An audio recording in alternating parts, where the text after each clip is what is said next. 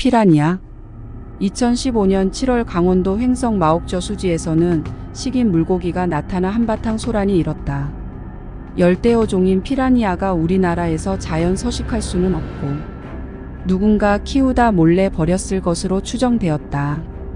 당국에서 추가 개체를 확인하기 위하여 저수지 물을 모두 배수했으나 다행히 번식은 하지 못한 것으로 결론이 났다. 이 사건 후 피라니아를 수입하거나 국내로 가지고 오려면 환경부 장관의 승인을 먼저 받아야 했다. 피라니아가 위해 우려종으로 지정됐기 때문이다. Intermission. 초등학생 이자수는 천안 왕초 초등학교 학생이다. 그는 천안역 서부광장 측에 새로 신축된 고층 아파트에 살고 있으며 다른 아이들과는 색다른 취미를 가지고 있었다. 그의 공부방 한쪽 벽면에는 수족관들이 있고 그곳에는 피라니아 마뉴엘리종과 페루블랙이 각각 헤엄치고 있었다. 피라니아를 공식적으로 구매하는 것은 불가능하지만 인터넷에서는 공공연하게 수입하거나 분양한다는 안내 문구가 많이 올라와 있다. 이자수 역시 명절에 받은 용돈을 모아 그들을 구입하게 되었다. 피라니아는 정말 멋진 어종이다.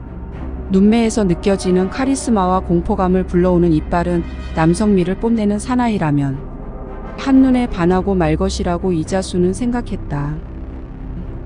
Intermission. 오늘도 이자수 소녀는 방의 모든 불을 소등한 채로 수족관의 블루라이트에 의존하여 불그스름한 비늘에 은빛 몸통으로 뻗어 있는 등지느러미와 배지느러미의 반의 체면에 걸린 듯 힘풀린 눈으로 피라니아를 바라보고 있었다. 한참을 그러고 있던 소녀는 문득 피라니아가 정말로 사람의 살을 좋아할까라는 의문이 들었다. 소녀는 책상 옆에 있던 커터칼을 들어 왼손 검지에 살짝 자국을 낸 후 수족관 커버를 벗기고 그 안으로 손을 쑥 밀어 넣었다. 검지로부터 절정의 순간을 지나 힘없이 나붓기는 장미꽃잎처럼 검붉은 한 장의 피가 수족관 속으로 퍼져나갔다. 그 순간 페루블랙의 눈동자가 희번득하더니 날카로운 이빨로 소년의 검지를 사정없이 물어뜯었다. 으악하는 비명소리를 듣고 그의 아버지가 방으로 뛰어들어와 손가락에 붙어있는 피라니아를 뜯어 수족관으로 던져버렸다. 병원을 다녀온 후 왼손 손가락에 두꺼운 붕대를 감은 이자수는 피라냐를 통에 담아 천안천으로 나왔다. 그의 아버지로부터 당장에 피라니아를 없애버리라는 말을 들었으나 차마 죽일 수는 없어 냇가에 방생하기로 했기 때문이었다. 천안천을 따라 운동하는 사람들의 편리성을 위해 횡으로 연결되는 다리 밑은 깊이가 있어 피라니아가 당장 죽지는 않을 거라고 그는 생각하고 놓아주었다. Intermission. 7년 후 이자수는 건장한 대학생이 되어 있었고 아침을 천안천을 따라 천안역에서 일봉산만 수사까지의 조깅으로 시작했다. 그러던 어느 날 사람들이 냇가 옆에 놀란 모습으로 모여 있었다. 그들을 헤치고 앞으로 나가 바라보니 새의 깃털이 여기저기 흩어져 있고 오리의 몸체엔 선명한 이빨 자국과 그로 인한 핏자국이 선명했다. 사람들은 주변에 들개가 많으므로 그들이 그랬을 거라고 떠들기 시작했다. 그 이후 겨울철 냇가를 따라 많이 보이던 오리가 점차 보이지 않게 되었다. 며칠 후 이자수가 참여하고 있는 천안천을 사랑하는 모임의 사람들은 모여서 들개가 오리를 모두 잡아먹은 것이 아니냐는 추측을 그대로 반영하여 2명씩 조를 짜서 심야 시간대 냇가를 순찰하기로 하였다. 새벽 2시 랜턴을 든 이자수와 그의 동료가 냇가를 순찰하고 있었다. 천천히 걷고 있는 그들이 복명교 앞에 다다랐을 때 거무스름한 형태의 물체가 쓰러져 있고 찌릿거리는 기괴한 소리가 나고 있었다. 랜턴을 비추자 사람이 쓰러져 있고 그의 목을 물어뜯고 있는 거대한 이빨의 둥근 물체가 흰눈을 희번덕거리고 있었다. 이자수는 놀란 가슴을 진정하며 주변에 있던 막대기를 집어들어 그 물체를 한 대 후려 치자 찌익 소리를 지르며 물속으로 뛰어 사라지고 말았다. 그 다음 날 경찰이 출동하여 조사한 결과 피해자는 복명역에 자주 보이는 노숙자로 밝혀졌다. 그의 주변에 솥단지와 나무 가지가 쌓여 있던 것으로 미루어 보면 배고픔에 천안천 들개를 잡아 고아 먹으려다 사고를 당했을 것이라는 것이 경찰의 설명이었다. 그 다음날 1003호 사람들은 이자수의 강력한 의견으로 투망질을 하였고, 채집한 물고기들 중에 잉어이지만 이빨이 피라니아를 닮은 작은 치어들이 많이 섞여 있다는 것을 확인했다.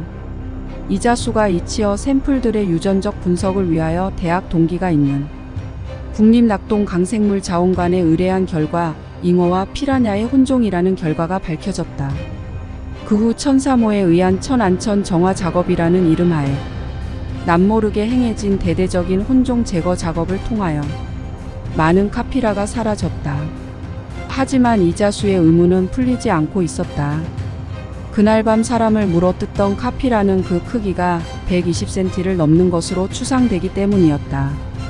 이자수는 지속적으로 경찰에 대형 카피라가 있을 것이라는 의문을 제기했으나 경찰은 그럴 수가 없다며 그의 의견을 묵살했고, 노숙자는 추운 겨울 들개를 잡으려다 물려 사고를 당한 것으로 처리한 후 대대적인 들개 체포 작전을 벌이고 있었다.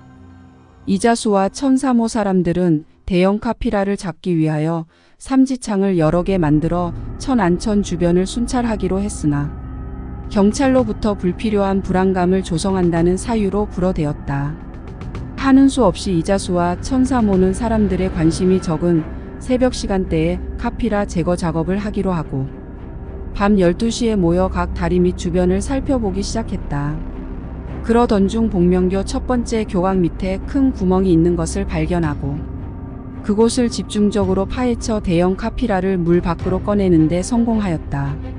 삼지창에 상처를 받은 카피라가 죽은 줄 알고 들어서 살펴보던 이자수가 갑자기 발작하듯 날카로운 비명을 지르며 달려든 카피라에게 목을 물리고 말았다. 사람들이 급하게 카피라를 떼어냈으나 그의 목에서는 검붉은 피가 흘러나왔고 병원에 입원한 지 3일 만에 이자수는 급성 폐혈증으로 사망하고 말았다.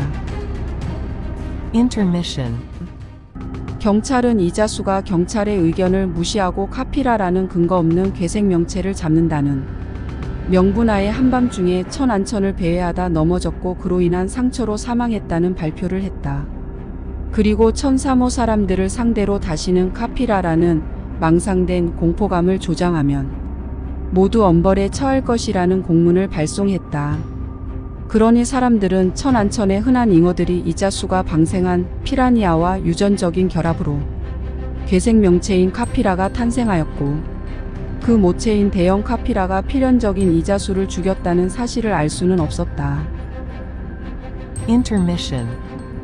오늘도 많은 사람들이 천안천을 따라 운동을 하고 있고 그 물밑에는 제거되지 않은 카피라가 부활을 꿈꾸고 있었다.